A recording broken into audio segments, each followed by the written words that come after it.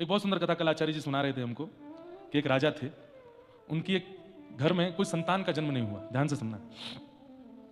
उनके एक पुरोहित जी थे, उनमें थोड़ा सा लोभ आ गया था। लोभ किसी में भी आ सकता है, इसलिए कहीं केवल पुरोहित कर्म करने वाले या ब्राह्मणों के लिए ही हम कह रहे हैं ऐसा मत सोचिएगा, लोभ किसी में भी आ जाता है। तो एक राजा थे, बहुत संपन्न थे, बहुत संपत्ति थी उनके पास, लेकिन कुल में कोई वंशधर नहीं था आगे।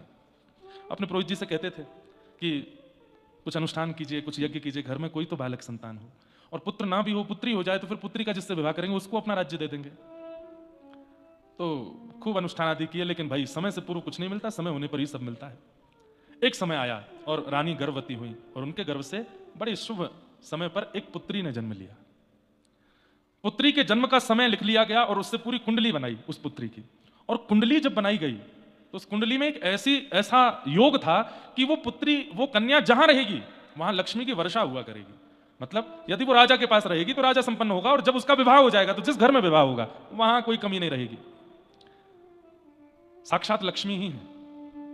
लेकिन पुरोहित जी ने क्या सोचा, राजा पे ऑलरेडी इतनी संपत्ति है, हम लोगों की हालत इतनी ज्यादा अच्छी नहीं है, कैसे भी अगर ये कन्या मेरे पास आ जाए तो मेरे घर में खूब संपत्ति बढ़ेगी। तो उन्होंने कुंडली का फलादेश उल्टा बताया राजा को। क्या कहा? बोले राजन, हम आपसे एक बात हाथ जोड़ के प्रार्थना करके कहना चाहते हैं, शुभ चिंतक हैं आपके। बोले बताइए। बोले कि ये जो कन्या है ना, जन्म तो हो गया लेकिन अच्छे मुहूर्त में नहीं हुई है, तो है तो पुत्री, अब मुहूर्त अच्छा हो बुरा उससे हमें क्या। बोले नहीं, ये जहां रहेगी वहां लक्ष्मी का हनन हो जाएगा, वहां से लक्ष्मी, संपत्ति, संपदा सब चली जाएगी। राजन, बालक दोबारा हो जाएगा लेकिन संपत्ति चली गई तो, राज्य चला गया तो, महल चला गया तो, सब कुछ चला गया तो फिर क्या करोगे? फिर संतान होकर के भी सुख नहीं मिलेगा। राजा बोले ऐसा मत कहिए, बहुत वर्षों बाद तो घर में आनंद हुआ है। आप बोले कि यही एक उपाय है, इसका त्याग करो। बोले क्या करूं फिर? बोले एक काम करो, जन्म से लेकर के और कन्या के विवाह तक तुम जितना खर्च करना चाहते हो इसके ऊपर, उतना एक पेटी में भर करके और इस कन्या को उस पेटी में लिटा करके नदी में प्रवाहित कर दो।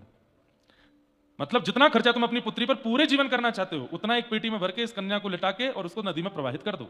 आप अपने कर्म से मुक्त हो जाएंगे, कन्यादान तक का सारा धन आप दे दो और इसको नदी में प्रवाहित कर दो, बालक तो दोबारा हो जाएगा। बहुत रोया राजा, सब लोगों की सहमति से। कई बार राजाओं को ऐसे नियम लेने पड़ते हैं और राजा ने कहा ठीक है।